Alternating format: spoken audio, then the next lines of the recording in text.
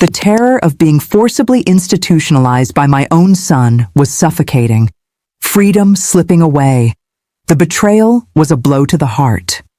The words echoed in my mind as Michael, my only son, and his wife Emily tried to convince me that the sweet home for seniors in Springfield, Illinois, was my new beginning. New beginning? To me, it felt more like an end, a tomb for the life I had built with so much sacrifice. I'm Sarah, 72 years old, and this house, in the heart of a quiet Chicago neighborhood, is my sanctuary. Every corner holds a memory. Every plant in my garden is a piece of my history. But now Michael, the boy I raised alone after his father left us, was here, with a forced smile and cold eyes, trying to tear me away from everything familiar. "Mom, it's for your own good," he kept repeating, while Emily, with her honeyed voice, spoke of security and specialized care. I knew it wasn't for my good. It was for theirs. They wanted the house. They wanted my independence. They wanted my inheritance. And I, in my desperation, had found an ace up my sleeve, a clandestine recording. It would not only expose their vile intentions, but would light a fuse for an explosion of truths no one expected. If you're touched by this story of betrayal and resilience, please subscribe to the channel and leave a like so more people can know the truth. That autumn day, October 15th, 2024, began like any other. I woke up early, made my coffee, watered the orchids on the porch, and sat down to read the Chicago Tribune. Routine for me was a familiar embrace, a constant reminder of the autonomy I so cherished. But the doorbell rang, and with it, the disturbance. Michael and Emily were at the door, dressed in their best clothes, looking more like lawyers than children. Emily's smile was too wide, and Michael's eyes, which once shone with filial love, now carried a chilling determination. They came with colorful brochures of nursing homes, with photos of smiling seniors engaged in activities that looked straight out of a catalog. "Mom, we've talked a lot, and we think it's time for you to consider a change," Michael began, his voice trying to sound gentle, but failing miserably. Emily interjected, "It's a wonderful place, Sarah, with 24-hour nurses, social activities, and you wouldn't have to worry about house maintenance." I listened to them, but my hands trembled holding the teacup. The house, this house that I bought with the sweat of my labor as a teacher, that I maintained with 2 jobs after my husband passed away, was the center of the dispute. They coveted it, I knew. Michael was always ambitious, but I never imagined his ambition would lead him to try and imprison me. The conversation dragged on for hours, with them listing problems I supposedly had: forgetfulness, difficulty taking care of the garden, loneliness. Each argument was a stab, an attempt to undermine my self-confidence. I defended myself, but the feeling of being cornered was overwhelming. It was then that, in a moment of their distraction, my gaze fell upon the small hidden camera on the bookshelf, disguised as an antique trinket, a gift from a friend who worked in security, to monitor the garden, he had said. At that instant, an idea, a glimmer of hope, lit up within me. They didn't know it, but every word of that cruel conversation was being recorded. My life was never easy, but it was always mine. From an early age, I learned the value of independence. I grew up in a small town in Kansas, the daughter of farmers, and came to Chicago with the promise of an education and a better life. I worked hard, graduated, and built a career as a teacher, shaping young minds for over 40 years. When my husband, Robert, passed away young, leaving me with a Michael of only 10 years old, I didn't give up. I worked 2 jobs, tutored at night, saved every penny to ensure Michael had all the opportunities I didn't. He attended the best schools, went to a good university, and I always supported him, financially and emotionally. I never asked for anything in return, just that he be a man of character, honest and grateful. Michael, in turn, was always a beloved son, but with a certain detachment. Since adolescence, he seemed more interested in material possessions and social status. When he met Emily, a woman from a wealthy and influential family, this inclination became more pronounced. Emily, with her sophisticated and calculating manner, never hid her admiration for my house, its privileged location, and its market value. In recent years, Michael and Emily's visits became less about affection and more about suggestions for my life. "Mom, don't you think this house is too big for just one person? Wouldn't it be more practical to live in a place with fewer stairs? Have you ever thought about selling and traveling the world?" I always resisted, but the pressure increased. I saw the gleam in Emily's eyes when she talked about redecorating the living room, and Michael's complacent silence. The seed of betrayal had been planted, and now, with the excuse of my old age, they were ready to reap the fruits. My autonomy, my dignity, everything was at stake. But they underestimated the strength of a mother who learned to fight for everything she had. That day's visit was just the beginning. In the following weeks, Michael and Emily's tactics intensified. They started showing up unannounced to see how I was doing. Emily would bring ready-made meals, so you don't tire yourself cooking. Michael insisted on helping with my finances, asking for access to my bank accounts. I refused. My mind was clear, my body, though showing signs of age, was still strong. I took care of my house, my garden, and my life with complete lucidity. But they wouldn't accept it. They started calling my friends, my doctor, spreading the idea that I was confused and needing help. My friend Martha from the book club called me worried. "Sarah, Michael said you're forgetting things, that you're losing weight. Is it true?"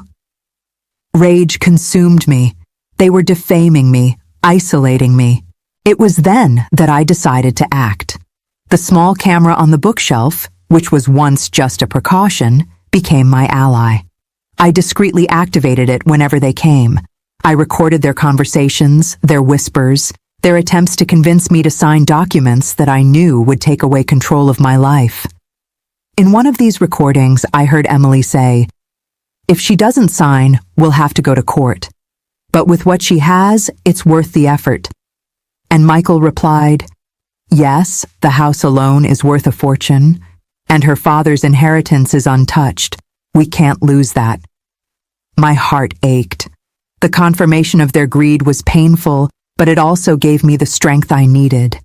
I had the proof. The recording was my voice, my truth, my shield against the cruel farce they were orchestrating. The shock of the revelation was just the beginning of their own hell. With the recordings in hand, the pain of betrayal gave way to a cold and calculating determination. I was not a frail old woman, and they would learn that the hard way. My first step was to seek out Mr. Henderson, my longtime lawyer, an honest and discreet man who had handled my affairs for decades. I scheduled a meeting at his office in downtown Chicago, far from the curious eyes of Michael and Emily. I brought with me a small digital recorder, where I had transferred the most incriminating conversations. "Sarah, what brings you here?" he asked, his voice calm and welcoming. I took a deep breath and began to recount the saga of manipulation, the coveting of my house, the attempts to institutionalize me. When I finished, he had a somber expression. "This is serious, Sarah. Very serious. Parental alienation, attempted fraud, elder abuse. We have a strong case." I showed him the recordings. As he listened to Michael and Emily's voices, cold and calculating, planning how to isolate me and seize my assets, the indignation on his face became palpable. "They underestimated you, Sarah," he said, turning off the recorder. "But now we have the proof. What do you intend to do?" I had a plan that involved not just legal justice, but a public lesson in character and loyalty. "I want them to feel what it's like to be betrayed and humiliated, Mr. Henderson. I want the truth to come out undeniably. Together, we devised the strategy. He guided me on the next steps, on how to document their every move, every call, every visit. The trap was being set, and Michael and Emily, blinded by greed, were about to fall into it. I knew it would be painful, but the truth, however harsh, needed to be revealed. November 2nd arrived, and with it, the culmination of Michael and Emily's plan. They had scheduled a visit to the Sweet Home for Seniors in Springfield, insisting that I should go to get to know the place and adapt. I knew it was the final trap. They planned to leave me there, using fake documents or manipulating the situation so that I would be forcibly institutionalized. I put on my best dress, styled my hair, and put on my pearl necklace, a gift from Robert. I would not be taken as a helpless victim. When Michael and Emily arrived, their smiles were wider than ever, and their eyes shone with ill-concealed satisfaction. "Mom, you look beautiful. You look like you're going to a party," Emily exclaimed, her voice making me nauseous. "It's a special day, dear," I replied, with an enigmatic smile. In the car, Michael tried to distract me with trivial conversation, but I was attentive to every detail. Upon arriving at the nursing home, we were greeted by a head nurse, a woman with a stern face and a professional smile. She led us to a meeting room where the admission documents were already on the table. "Mrs. Thompson, we are very happy to have you with us," she said, extending a pen. "Your son Michael and your daughter-in-law Emily informed us about your need for special care." Michael gently pushed me into the chair, and Emily whispered, "Sign, Mom, it's for your own good." My hands trembled, but not from fear. It was adrenaline. I looked at Michael, at Emily, at the nurse.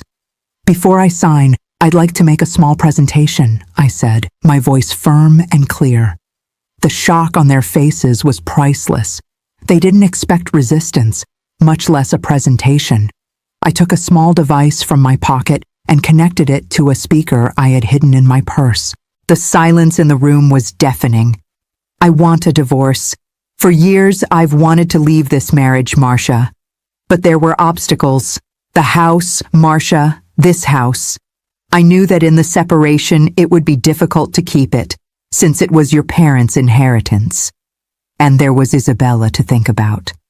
I needed her to understand that you weren't the perfect mother you pretended to be." Roberto's voice, clear and cold, filled the room.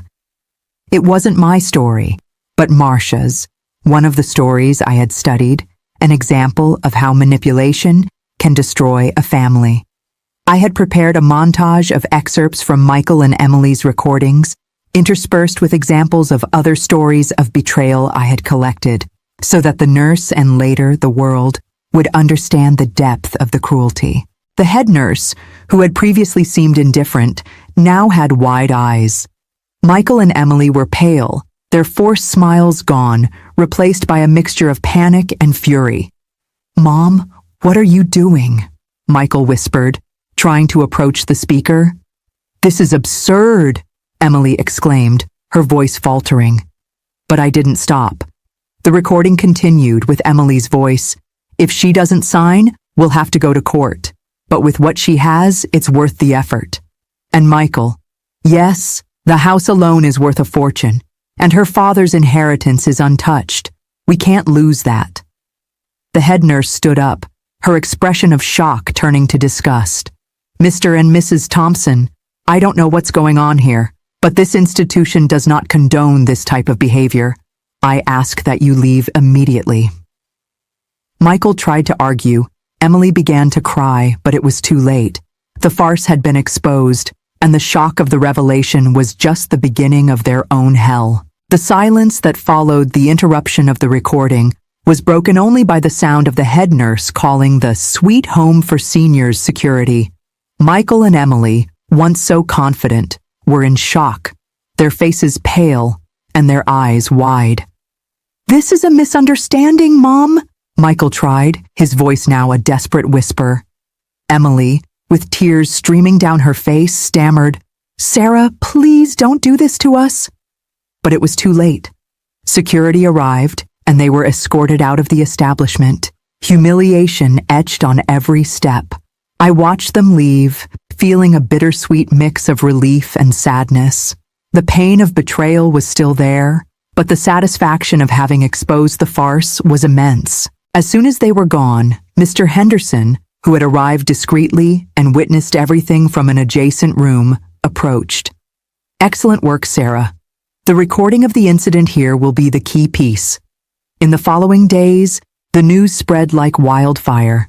Mr. Henderson, with my permission, leaked the story to a local Chicago newspaper, which published a devastating article about Michael and Emily's attempt to institutionalize their own mother to seize her assets. The scandal was amplified on social media, and their names, once associated with success and respectability, became synonymous with greed and cruelty. Michael was removed from his position at the investment firm, and Emily, who worked in social events, saw her schedule empty overnight. The complication of being forcibly institutionalized had been resolved, but the price for them was just beginning to be paid. Justice, for me, would not only be legal, but also moral. Mr. Henderson initiated a lawsuit for elder financial and emotional abuse. The recordings, both from my home and from the incident at the nursing home, were irrefutable evidence. The case gained national media attention, and I became a symbol of the fight against elder exploitation. I received support from various organizations and hundreds of people who shared similar stories. Michael and Emily tried to defend themselves, claiming that I was senile and that it was all a misunderstanding. But the coldness of their voices in the recordings and the clarity of my mind in all my public appearances disproved their claims. The verdict came months later, and it was a resounding victory. Michael and Emily were convicted of elder financial and emotional abuse. In addition to a heavy fine, they were ordered to pay significant compensation, which I donated entirely to a foundation supporting abused seniors. The house, of course, remained untouched in my name, and all their attempts to approach me were legally barred. Michael and Emily's reputation was destroyed. They lost their jobs, their friendships, and most importantly, the trust of anyone who knew them. The revenge, as some called it, was not about causing suffering, but about re-establishing truth and justice. I didn't want to see them in misery, but I wanted them to feel the weight of their choices. Redemption for me came in the form of peace, the peace of knowing that I had fought and won, not only for myself, but for all those who could not fight. Today, a year after the verdict, my life is more fulfilling than ever. The house in Chicago continues to be my home, but now it is a home with open doors for friends and the community. I became an active volunteer at the foundation to which I donated the compensation, sharing my story and helping other seniors recognize and combat abuse. My voice, which Michael and Emily tried to silence, now echoes in lectures and workshops, inspiring others to defend their dignity. The pain of my son's betrayal still exists, like a scar, but it does not define me. It strengthened me. I learned that a mother's unconditional love should not be confused with naivety, and that true family is built on respect and loyalty, not on blood ties or greed. Michael and Emily? I have no direct news of them, but I know they are reaping what they sowed. And in a way, even for them, I hope that one day they find redemption through genuine repentance. As for me, each morning is a new dawn. The garden flourishes, the orchids thrive, and I, Sarah, continue to live my life with my head held high, free, and at peace. If this story of overcoming and justice resonated with you, if you believe in the power of truth and the importance of defending those we love, leave your comment below. Share your own experiences and show that together we are stronger. Like this video and subscribe to the channel for more inspiring and transforming stories.